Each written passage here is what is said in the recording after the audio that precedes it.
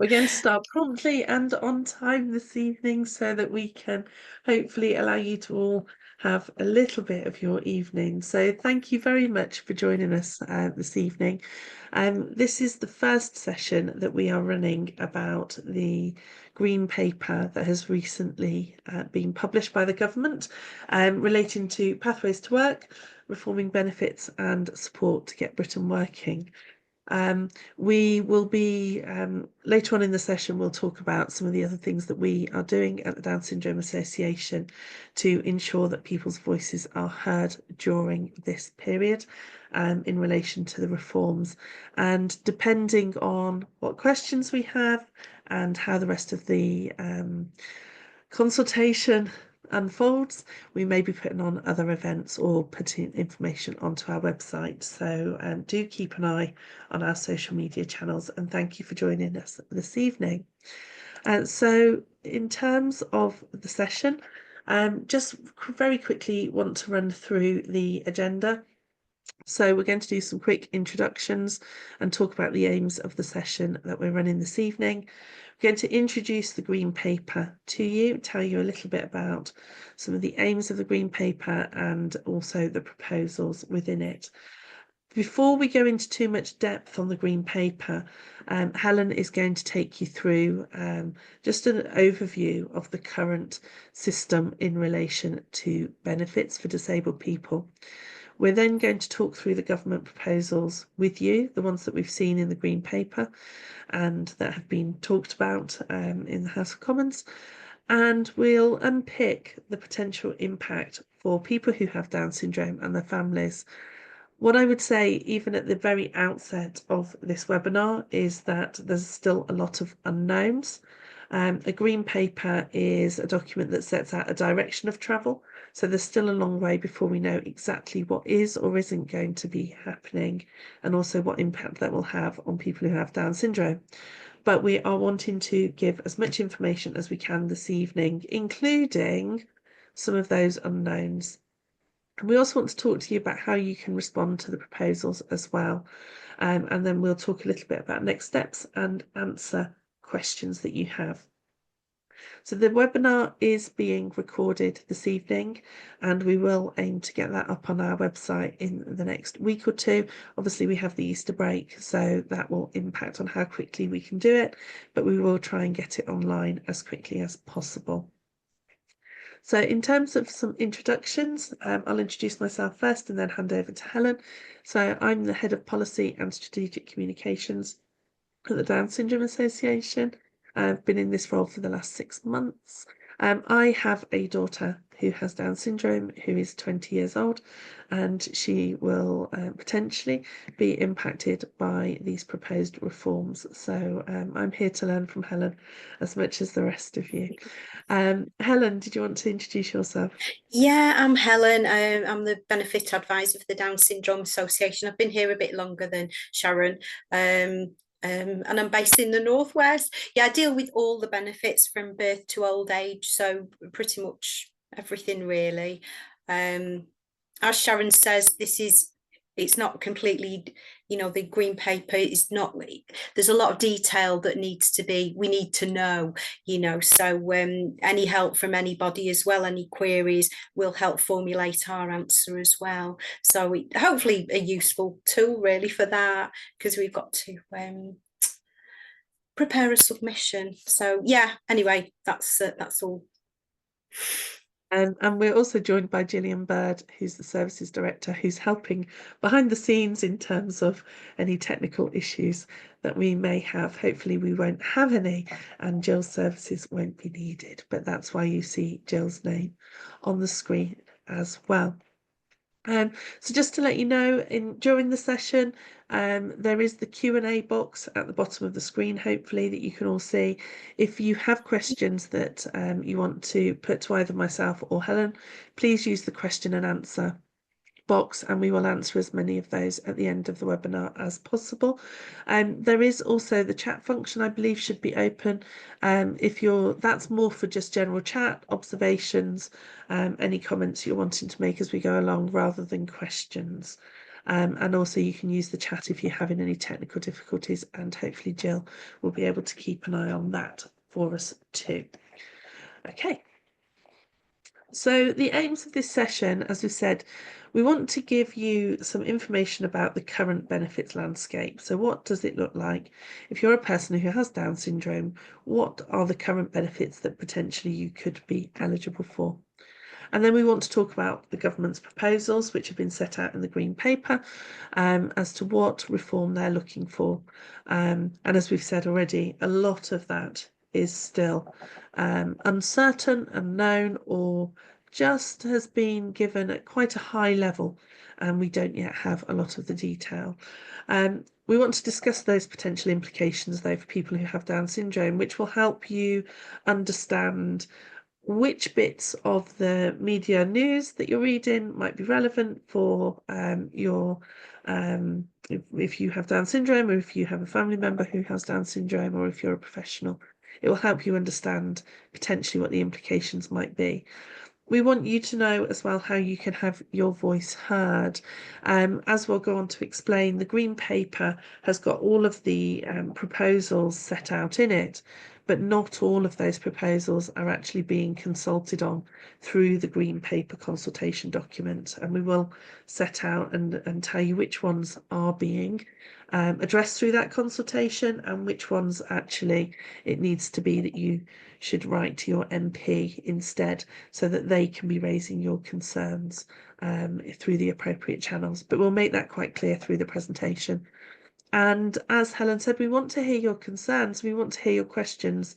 Over the next week or two, we'll also be pulling together more information for our website. We're hoping to pull together a frequently asked questions document. So the more feedback and interaction we can have from those of you attending this evening, the better. It will help us know what information is missing and how we can help. So in terms of the Green Paper, last month the MP Liz Kendall announced that there would be a significant reform to disability benefits. Within her speech, she described how the government are concerned about the growing cost of disability benefits, and also at the same time the number of young people who are NEET, which is not in education, employment or training. And they're seeing these two issues as being linked and related.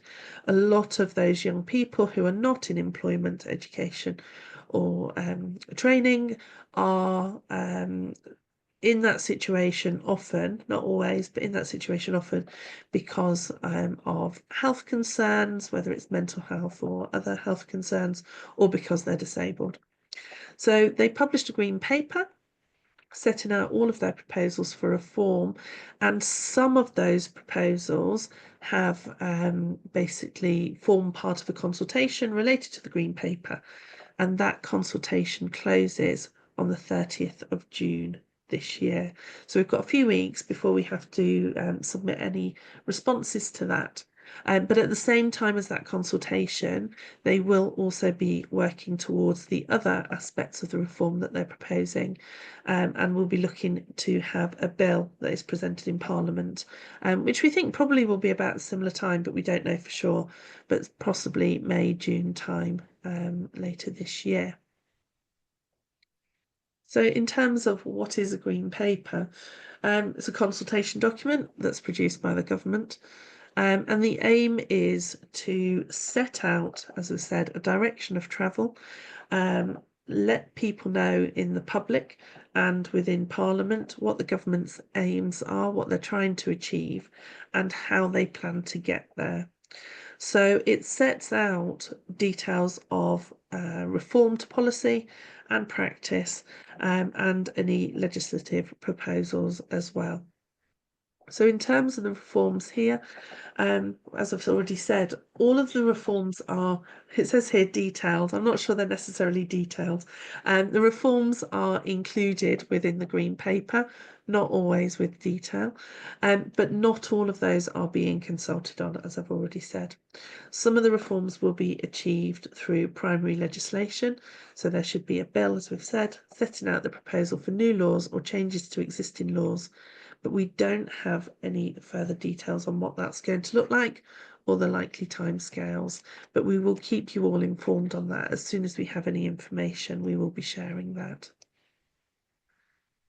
So the proposals in the Green Paper only apply to areas that are reserved to the UK government and not devolved authorities. So it means that it's not necessarily not everything in the Green Paper relates to Scotland, Wales and Northern Ireland. The proposals in the Green Paper that relate to areas the responsibility of the UK government, such as universal credit, employment support allowance, personal independence payment and disability living allowance, will be applying in Wales. But in Northern Ireland, the responsibility for the policies will sit with the Northern Ireland Executive. So we're still unclear which of these proposals actually will be taken forward in Northern Ireland. So I just wanted to mention that at this point too, in case we are being joined by anybody this evening who is in Northern Ireland. And in terms of the benefits that might be affected, personal independence payment, that's one that we've seen a lot about that in the news. Lots of news stories about people being worried that personal independence payment is going to be stripped from them.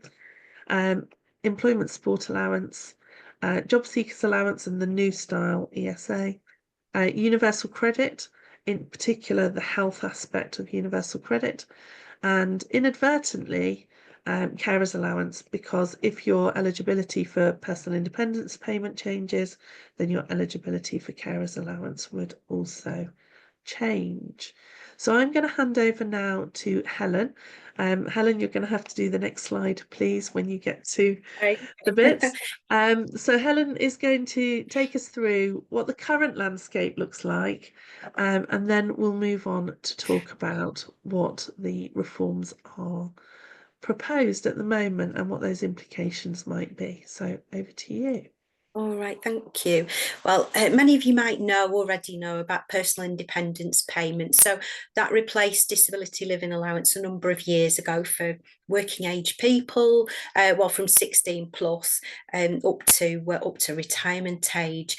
So it was a different assessment to disability living allowance, and for many of our members, it's been a better system. Really, it's been more generous than disability living allowance was. So when a decision maker, so you'll make a claim for PIP around 16, a decision maker will look at your ability to carry out daily living and mobility activities. It's made up of two parts that want, like I say, the daily living and the mobility, and each component can be paid either separately, so you can have the care without the mobility or the mobility without the care. You can have both of them at different rates, and for the majority of our members, they get the enhanced, many of them, I'd say the vast majority, get the enhanced rate of both components of PIP.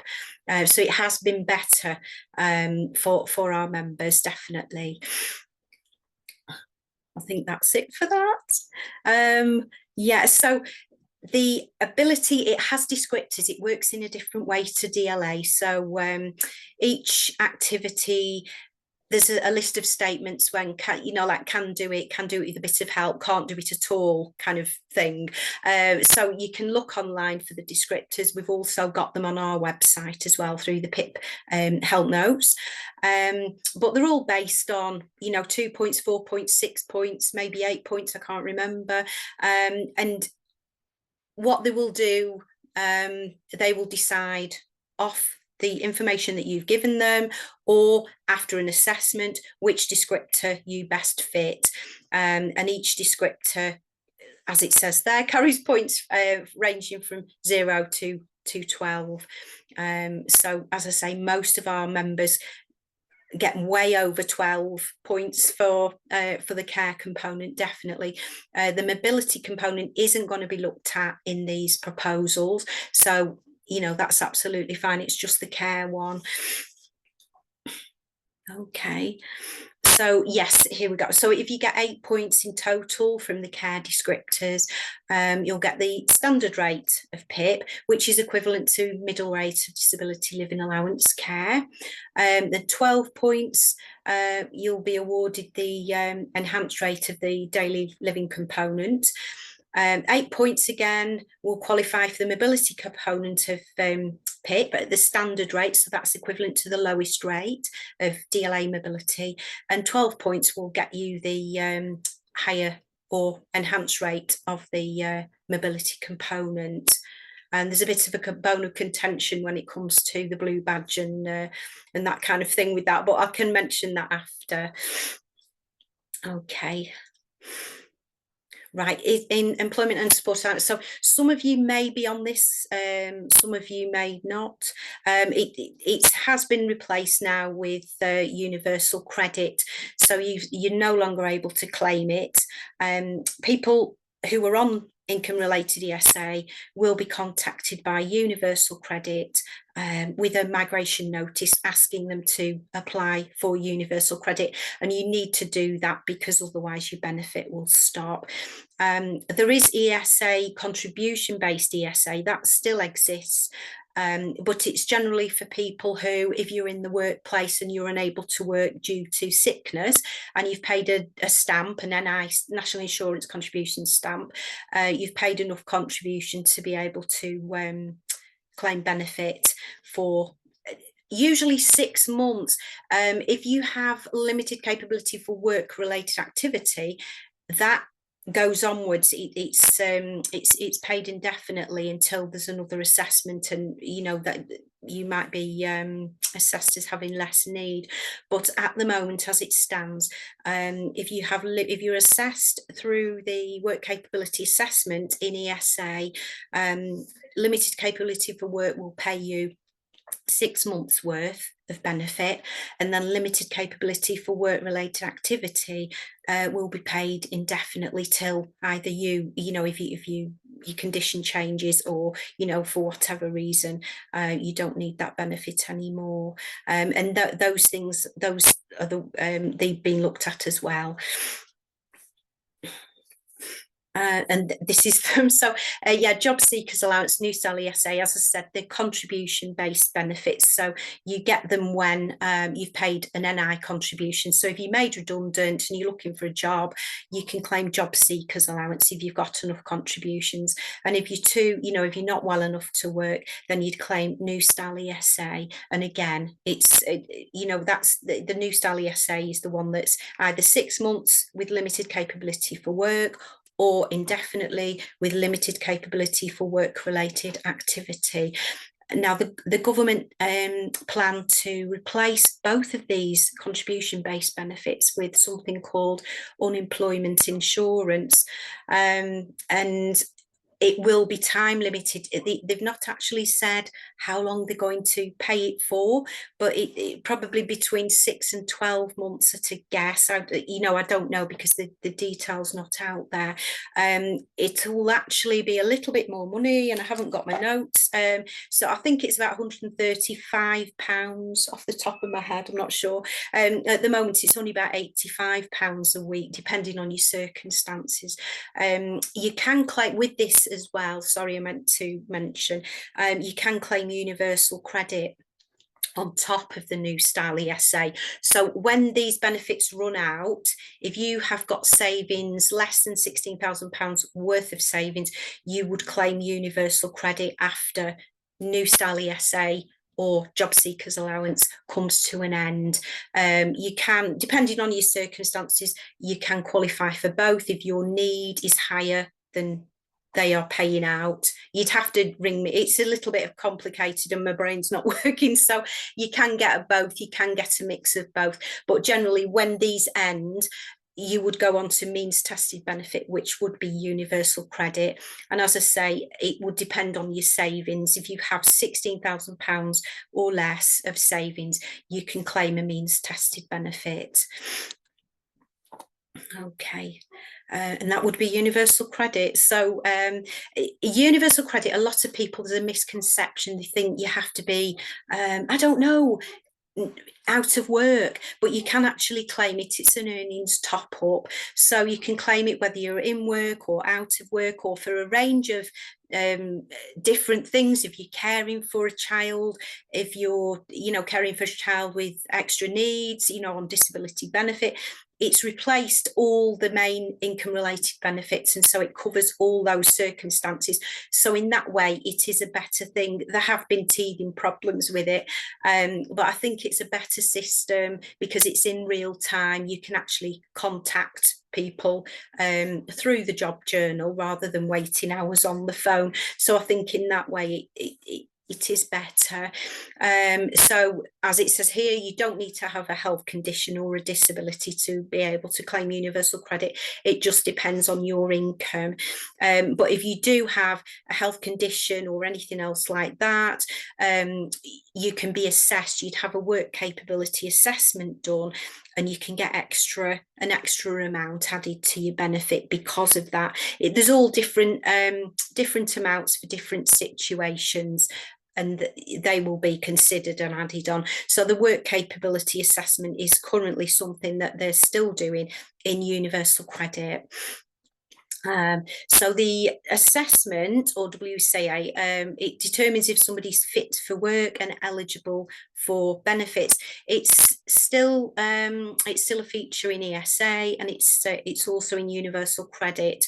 To start the procedure, you'd need to get a note off your healthcare professional, and after, I think it's about 8 weeks, they will usually send you either a UC 50 if you're on universal credit, or an ESA 50 if you were on ESA. So the forms are exactly the same, and a lot of the time there haven't been as many people having face-to-face assessments. A lot have been over the phone, but they are trying to move away and move back to more assessments, which isn't particularly great. But sometimes there's enough information on the forms to be able to make a decision, without an assessment. But as I say, they're moving toward more assessments. So the assessment outcomes will decide whether you're fit for work, limited capability for work, or limited capability for work-related activity. And the latter, the limited capability for work-related activity, you get an extra monthly amount on your benefit, which is currently £423.27, and it's actually more than the standard monthly allowance that you currently get for universal credit. So it's quite a lot of extra money. Okay.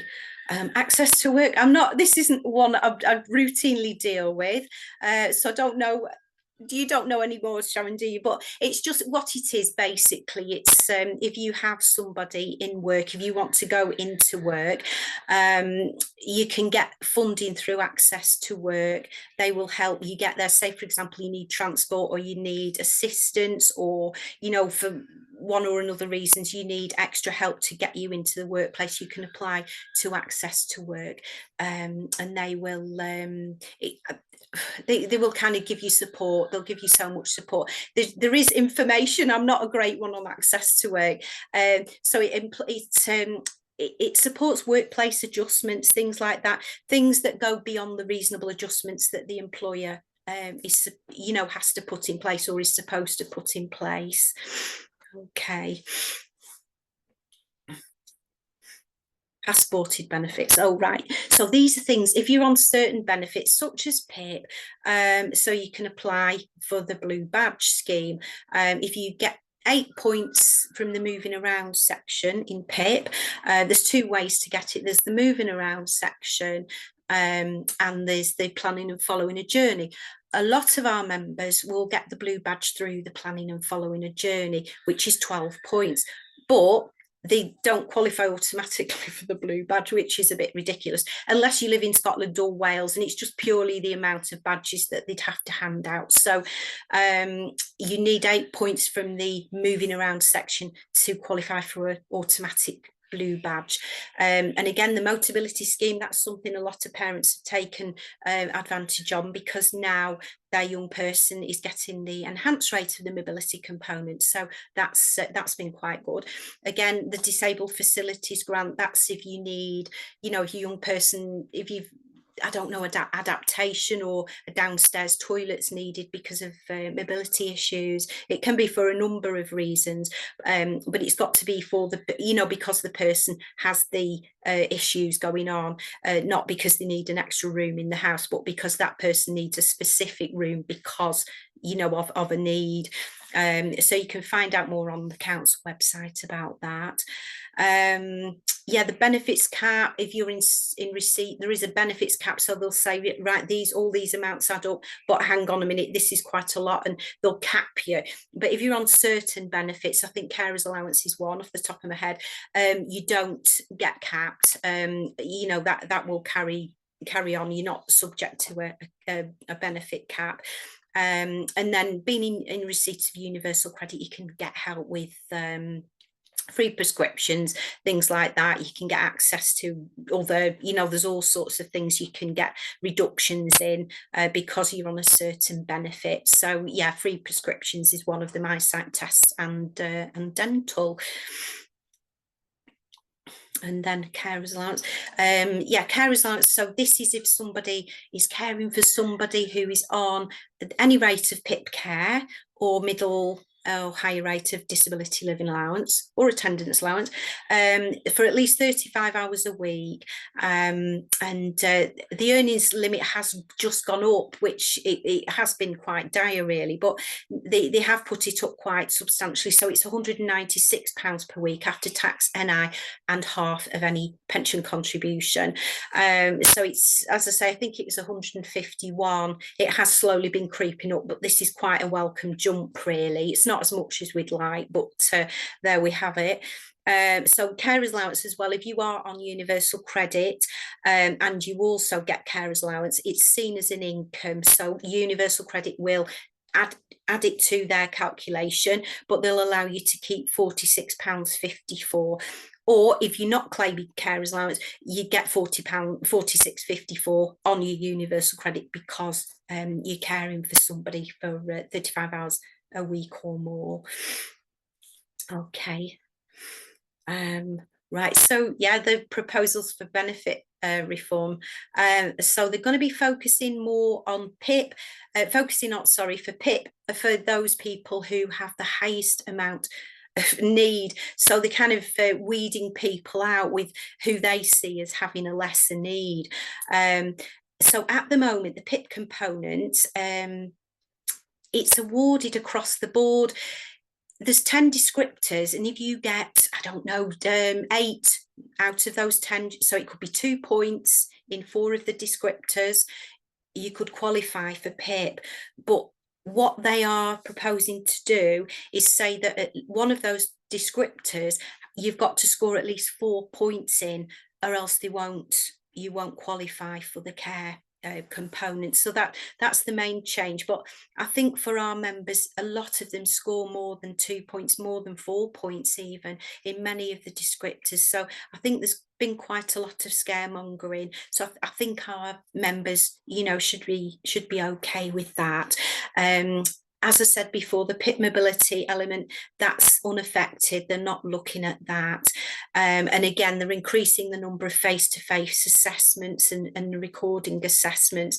It might not be a bad thing, but sometimes for parents, it's a bit of a burden travelling to an assessment centre. So again, you know, we're going to try and have people come into the house if that's what people want, and you know the young person's comfortable with that.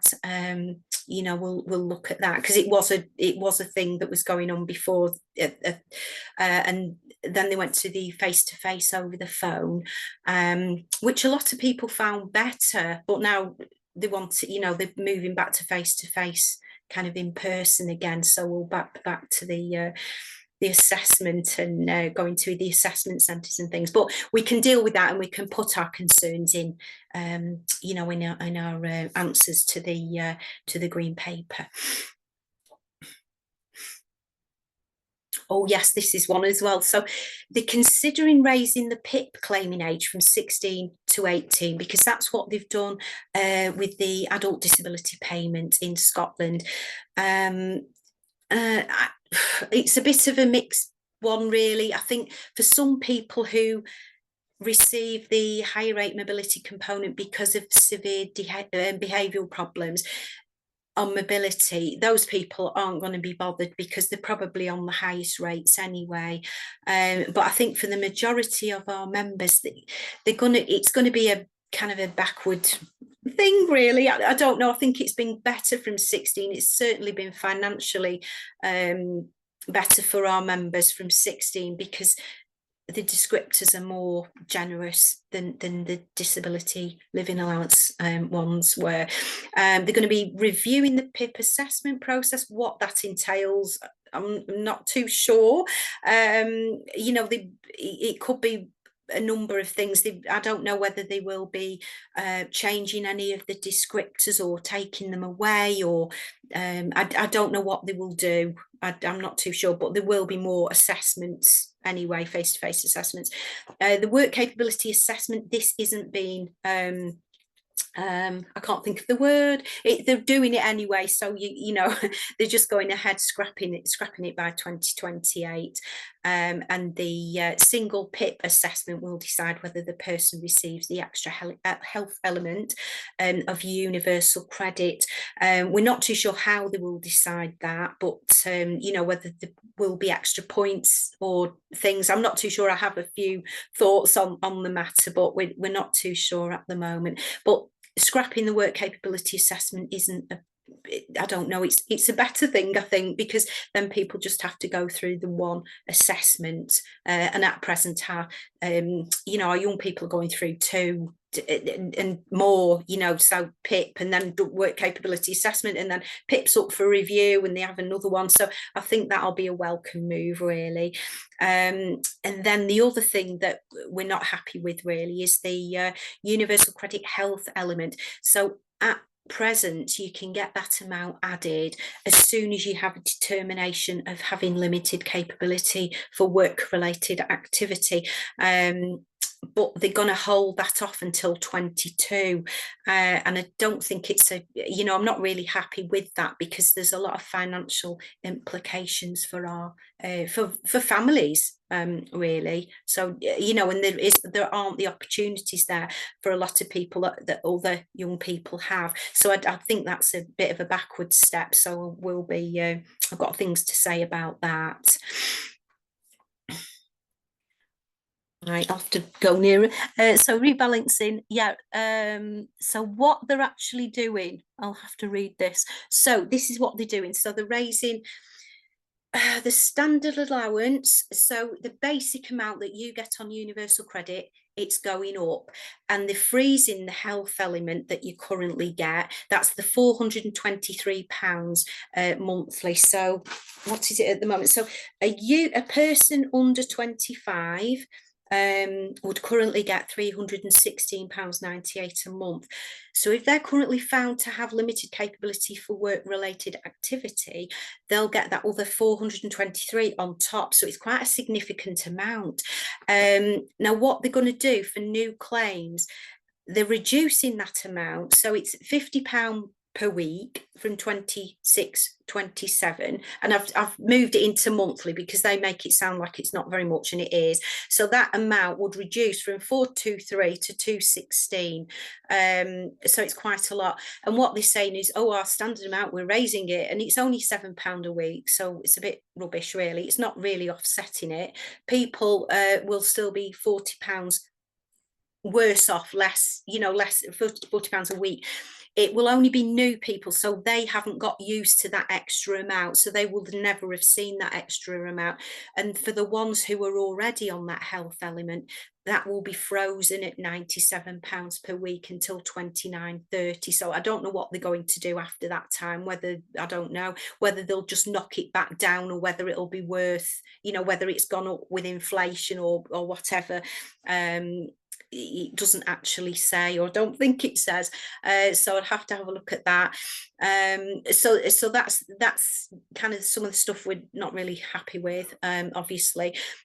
What they're going to do as well is, it might, I don't know, I might have it in another slide, but they're bringing in another another amount awarded to people who in their mind cannot work or will never have a job, and they're bringing in an extra premium for them. And I've got a sneaky suspicion that it's probably that £40 that they've taken off people. So we'll have to see, you know, what whether that's something. Yeah, the protecting benefits entitlement, they've said this protecting benefits entitlement for those who try work, but we already have that. We already have a work allowance within universal credit. So that doesn't really make any sense to me, because if you have limited capability for work, you have something called a work allowance, and it's a cap that you can work. It's an amount that you can work up to before your universal credit starts to reduce. Generally on universal credit, for every £1 you earn, they take 55 pence off your universal credit. But for people who have limited capability for work, or limited capability for work related activity, or children, they will have this extra amount that they can go up to before that universal credit 55 pence taper starts. So I'm not too sure, you know, what they mean by that, really, unless they're on about huge jobs and they come off benefits altogether. But for our members, they already have that kind of protection built into universal credit. And then they say they're reducing the number of assessments for those with severe conditions. Now, we've had this before with ESA, and it didn't really affect our members. You know, the number of assessments didn't really alter that I could see. So for those with severe conditions, they might be thinking people who are I don't know, maybe off the top of my head, somebody with severe brain damage or something like that, somebody who can't move, or, you know, something where they just, you know, if they, well, severe, you know, and I don't know whether Down syndrome would be classed as a severe condition. We would have to see the wording, really. But, you know, going off past, it's not been. So the proposals for benefit reform, a new unemployment insurance. So, the amounts are here. So it's, yeah, that's the amount. So it's going to be £138 per week rather than £90.50. That's for over 25.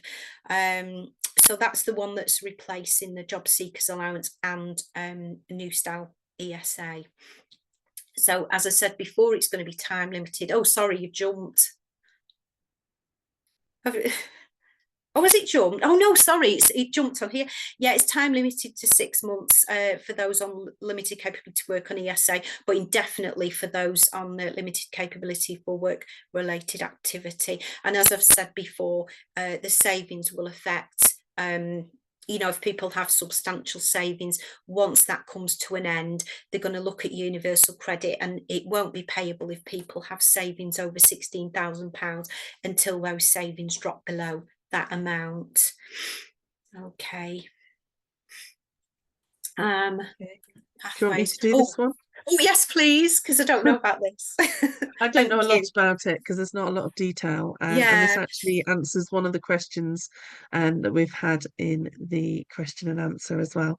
And so as part of this reform, it links into the Get Britain Working reform as well. So it's not just that they're looking to reform disability benefit payments, but also a lot of the things that they are doing and the reforms that they're proposing are to be encouraging more people who currently potentially could work but are not working. Maybe they've been put into the low capacity for work related activity group, where there's no expectation that you have to go and go to the job centre and talk about how you're applying for jobs or what work you might be able to do, for example. And so some people have stayed in that group, maybe misunderstanding and thinking that there is that they're not able to work when actually they can work if they're in that group, for example. So these are just very high level information here about the proposals here, but this is about supporting people into work as well as changing benefits. So they are going to be developing a new Pathways to Work support offer where they are looking at providing work, health, and skills support for people who have health conditions or who are disabled. And they're also looking at introducing support conversations. So this is for potentially those people that have been in the LCWRA group, who maybe don't have any requirements on them to do work-related activity, to be looking for a job, to be going into the job centre and meeting with a job coach, etc. But actually having support conversations about what is, that individual's goals, what are they wanting to do, what are their aspirations, what work could they do if the right support was put in place.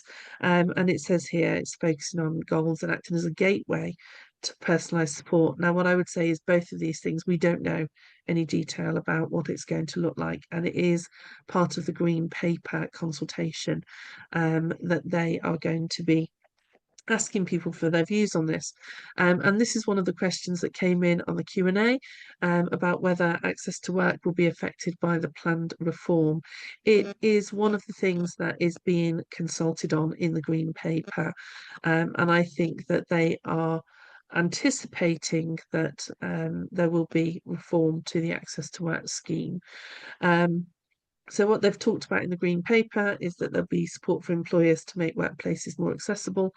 There'll be targeted funds for workplace adaptations, and then they'll be shaping the market for aids, appliances, and assistive technology. So making sure that those things are available. Now, if you're reading between the lines, which is all we can do at the moment, I think they're wanting to push more of the access to work costs and responsibility onto employers, with a view to it being, well, this is the employer's responsibility to be putting these things in place, and we're going to shape a market so that if you are an employer who has an employee that needs an aid or an appliance or an adaptation, then there will be plenty of suppliers there that you can go and get that from. And then there'll be targeted funds for bigger projects, such as if potentially somebody needs a lift or a ramp or something quite significant to the workplace. So I think if that's something that you're interested in or reliant upon, you probably do want to engage in the Green Paper on that aspect in particular, because I think there'd be some potential changes. And they are also talking, I think, about access to work becoming easier to apply for and quicker. I actually applied for it for my daughter today, and it said that they would get back to me within the next 30 weeks, which feels quite a long time away before, if that's how long we're going to have to wait. So, if they're reforming it in a way that people will get quicker responses and support, then that can only be a good thing. But as I've said, like much of this, it's open at the moment. We don't really necessarily know what will be happening with it. Back to you, Helen. Oh gosh, this is a lot, isn't it? So yeah, the concerns. So the raising the age to receive the extra health element. So as I mentioned before, at the moment you can claim that from, well, when you claim universal credit, really, if you have a universal credit claim and you've already had a work capability assessment done, you would get that extra amount. And as I say, it's quite a substantial amount in your benefit. So it's, £423 on top of the basic amount. So, to leave that until a person is 22, I don't think it's a good step, really. So as I've said in the next point, so if the family are on universal credit, the child comes out of the universal credit claim the 1st September after they turn 19. So the family will lose their monthly child amount and also the disabled child addition, which is currently 158.76 and 495 for the higher or enhanced rate. So if they're looking at a young person going on to universal credit, they don't get the extra addition because they still in education, or they should be in education, or that's what they think they should be.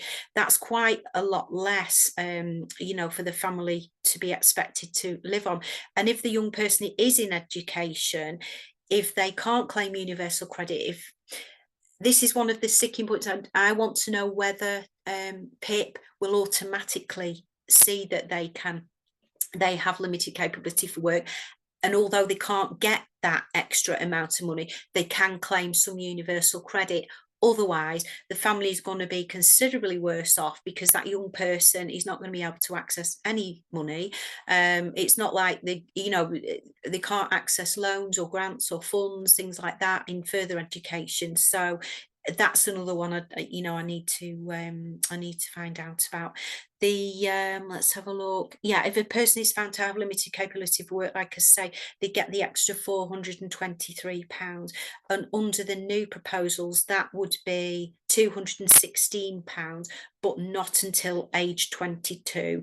And at the moment they can claim it from, if they're not in education, or the education is disregarded, or whatever. There's a number of reasons. It's still quite a drop. So at the moment, yes, we don't know how a young person will qualify for the new proposed disability payment, and that payment is for people who they define as can't and won't ever be able to work, which is, it's quite a statement really, but I don't know. I think it might sit with the people who are currently either in the support group on ESA or limited capability for work related activity, and if that is the case, that would be okay with our members, but they're not going to get that until the 22. And as I say, that's just guesswork. I don't know. I've just got a feeling that's what they might do. So I'm not really happy with this, because our young people, they do have fewer opportunities. There aren't the job availability. It's not the job availability there. They can't just rock up and get a job and bar work or whatever. It doesn't run like that. So families, again, being penalised unfairly. These extra needs, I think, they've already been acknowledged in the parents' claims, and I think they should be acknowledged when the young person makes their individual claim as well. So yeah, they're some of my concerns there. Could have the next one. Yeah, the fewer assessments, I think that's a better thing. So getting rid of the work capability assessment, that will be, that's a good thing. As I've covered before, the PIP changes will hopefully be okay for people who have Down syndrome, because many score more than 4 points in the descriptors. If you have a look on your descriptors, if you've gone through the PIP process already, you'll be able to see, you'll have the letter and it'll have the descriptor points in there. So if they do have considerable number of points over the descriptors, you should be pretty okay. And I wouldn't worry too much with, don't listen too much about on the media. I think there is a lot of scaremongering, and there's certainly, from what I've seen and read, there's no detail, so we don't know whether the descriptors will be altered in any way, or whether certain descriptor points will be the ones that count toward the extra premium. It's certainly the way things work on the work capability assessment for ESA and universal credit. Certain descriptors mean you go into the support group or limited capability for work related activity group. If you don't get one of those, you just go in the standard group. So I don't know whether they will do that. I've got a feeling they might follow the same kind of pattern. So if people qualify for this new element, of which we have no details, for those deemed unable to work, also I want to know whether they're able to do some work, because it's not fair if they're written off. Whether they're using the word unable to undertake any work, whether that means a 40-hour week or not, I'm not sure, because most of our members will do a lot do work, but a lot work part-time, a lot might do 20 hours or 16 hours a week. So I don't know whether they would come under that definition of unable to undertake any work because of the amount of support that a lot of young people need in the workplace. So we'll see, and we can put the concerns down about that, because I like that clarifying. And again, yeah, I'd like to know how a person will qualify for this new premium that they're bringing in, whether it is through specific descriptors or on the number of points that they get on their PIP descriptor, you know, that way. So as I say, this is just guesswork on my part, it's just thoughts. So yeah, okay. Thanks, Helen. So in terms of the proposals that are being consulted on through the Green Paper consultation, these are just sort of the headline things. So removing barriers to work. So they're looking for people to comment on how barriers to work could be removed. The new unemployment insurance benefit that Helen referred to earlier, the one that is contribution based. So you already had to have been working and paid national insurance contributions to be eligible for that unemployment insurance benefit. That's being consulted on in the Green Paper. This new support conversation to be, again, supporting people back into work. And also some baseline expectations of engagement. Now, they're saying within the Green Paper consultation, they're asking people to say what they think those baseline expectations of engagement should be, rather than setting out what they think they should be and that we should feed back on them. The two things, I think, maybe the three actually, the bottom three are the ones that we've already talked about. Helen's talked about raise concern for us, potentially for our members. So particularly the delay of access to the universal health element to 22 years. I think we are particularly concerned about that, and we will be speaking out strongly about that in our own response. And also, as Helen suggested, potentially families are going to be worse off if PIP is delayed to 18 years from 16, because generally many families, if not most, actually are better off in that move from DLA to PIP because of the different way that they're assessed. And then there is also within the Green Paper, they are consulting on the reform for access to work. Now, things they're not consulting on, so things that you cannot answer on in the Green Paper include the scrapping of the work capability assessment. So Helen mentioned that earlier. That's detailed in the Green Paper, but it is not something they're asking for your opinion on via the Green Paper consultation. Using PIP as the single assessment with that higher eligibility criteria of a minimum of 4 points in one of the categories, thereby reducing the number of people who are eligible for PIP. That also is not being consulted on in the Green Paper. Changes to those standard and health elements, where they're trying to rebalance the payments, and they're freezing the health element payment and reducing the other one. None of that is being consulted on in the Green Paper. We've already talked about focusing PIP on those with higher needs. The review of the PIP assessment, they've said, is going to be a completely separate process to be confirmed. We have no detail of that at all. The increase of recorded face-to-face PIP and work capability assessments, reducing assessments for those with severe conditions, that's not in the Green Paper. And the new Pathways to Work offer is also not in the Green Paper. So you can see that although these things are being mentioned within the Green Paper and they are talking about this is our direction of travel, actually quite a lot of these proposals are not, there are no questions within the Green Paper consultation where you can actually feed back on those. Now, of course, there's nothing stopping you doing a politician's answer and finding another question within the Green Paper consultation and putting your thoughts on these things in there, but whether they would take those into account, we don't know. So in terms of how you respond to the Green Paper itself, and we can put this link in the chat once I stop sharing my slides. The Green Paper is available online. We'll put the link into the chat for you. There are within it 17 questions in total. So they're across 3 chapters, chapter 2, 3 and 4, which have different themes for each chapter. Plus there's information about who's responding to the consultation. So are you an individual? Are you disabled? Are you responding on behalf of an organisation, etc. They have asked that all responses, wherever possible, are made via the online form, which is on the website that I've just shared. They have made easy read and accessible versions. They've made them available again on the same link.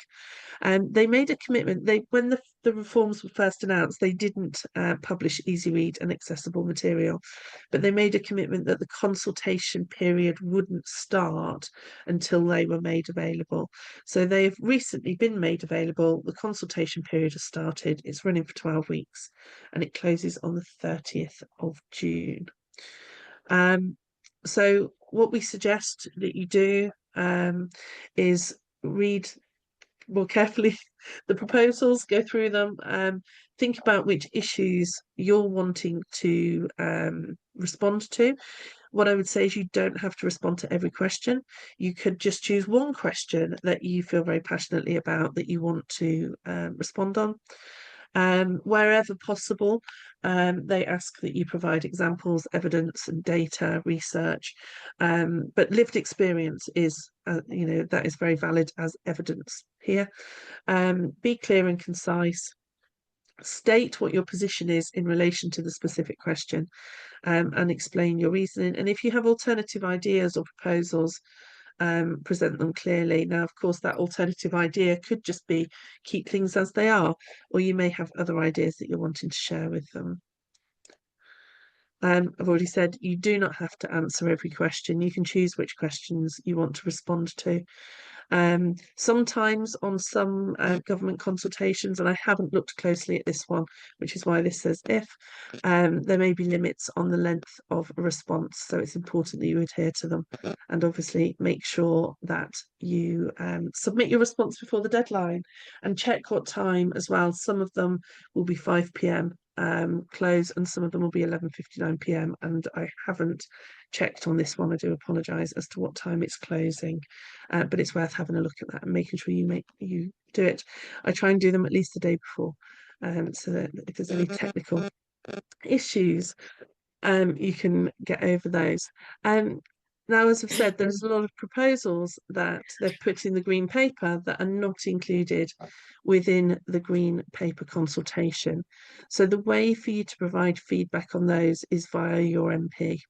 So it's email or write to your MP with your concerns about the proposals that are in the green paper, and tell them about the implications for your family, and you could request a meeting with them, and you can ask them to raise your concerns within parliamentary debates, or just with their fellow MPs as well. There will be at some point a bill that will be published. And when we have that information, we will be sharing information on it on our website. And again, we will produce some sort of more accessible information to unpick the detail of the bill once we've seen it. And we may run an event like this again, going through once we've got some more detail as to what that looks like. You can, again, once the bill's published, you can contact your MP, tell them about your concerns. You can ask them to table an amendment to the bill. So if there's something that you think is a problem, you could ask them to suggest an amendment to that bill. And there may be, we don't know yet, there may be public inquiries or calls for evidence, for instance, from government select committees.